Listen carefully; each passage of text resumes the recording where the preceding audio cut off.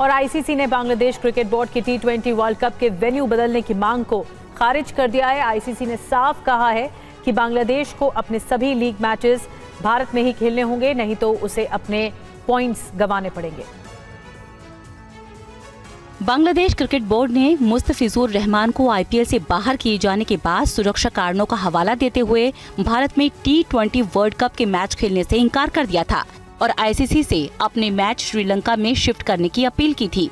Report के अनुसार मंगलवार को आईसीसी अध्यक्ष जय शाह और कुछ दूसरे अधिकारी मुंबई में मौजूद थे। उन्होंने पहले भारतीय क्रिकेट कंट्रोल बोर्ड के अधिकारियों से चर्चा की और उसके बाद बांग्लादेश क्रिकेट बोर्ड से बातचीत की। आईसीसी ने साफ तौर पर कहा कि वेन्यू में कोई बदलाव नहीं किया जाएगा और बांग्लादेश को भारत में ही वर्ल्ड कप के मैच खेलने होंगे, नहीं तो उसे अंक गंवाने पड़ेंगे। दरअसल 16 दिसंबर को आईपीएल मिनी ऑक्शन में कोलकाता नाइट राइडर्स ने बांग्लादेशी गेंदबाज मुस्तफिजुर रहमान को 9 करोड़ 20 लाख रुपए में खरीदा था। इसके बाद बांग्लादेश में हिंदुओं की हत्या के कारण भारत में मुस्तफिजुर का विरोध होने लगा। बाद में बीसीसीआई ने मुस्तफिजुर को आईपीएल खेलने की अनुमति नहीं दी और 3 जनवरी को केकेआर ने उन्हें रिलीज कर दिया।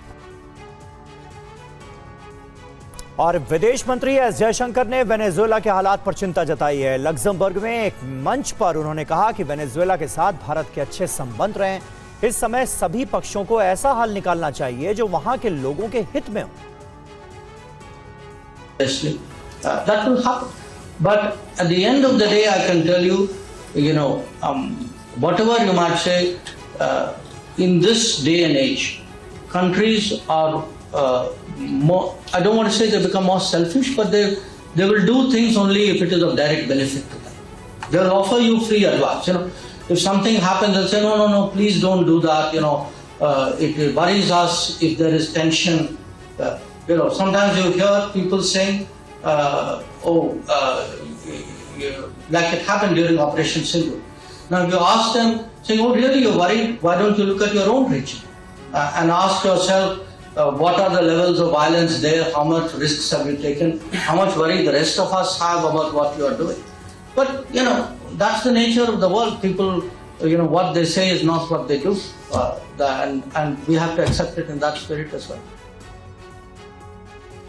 और जम्मू से खबर है, श्री माता वैष्णो देवी मेडिकल कॉलेज की मान्यता रद्द कर दी गई है। नेशनल मेडिकल कमीशन ने एमबीबीएस की अनुमति वापस ली है।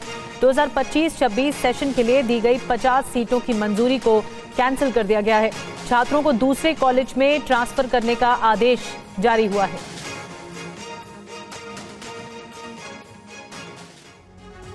और जम्मू कश्मीर के वैष्णो देवी मेडिकल कॉलेज की एमबीबीएस मान्यता रद्द कर दी गई है। राष्ट्रीय चिकित्सा आयोग यानी एनएमसी ने मानकों के उल्लंघन के कारण यह फैसला लिया है। कॉलेज को दी गई 50 एमबीबीएस सीटों की अनुमति तत्काल प्रभाव से वापस ले ली गई। साथ ही एनएमसी ने साफ किया है कि पहले से दाखिला ले चुके छात्रों के भविष्य पर इसका कोई असर नहीं पड़ेगा। दरअसल वैष्णो देवी मेडिकल कॉलेज में 42 मुस्लिम छात्रों के चयन के बाद विवाद बढ़ गया। कई हिंदू संगठनों ने इसको लेकर आपत्ति जताई और कहा कि श्राइन बोर्ड से संचालित संस्थान में हिंदू छात्रों को प्राथमिकता मिलनी चाहिए, जिसके बाद खूब विरोध प्रदर्शन हुआ।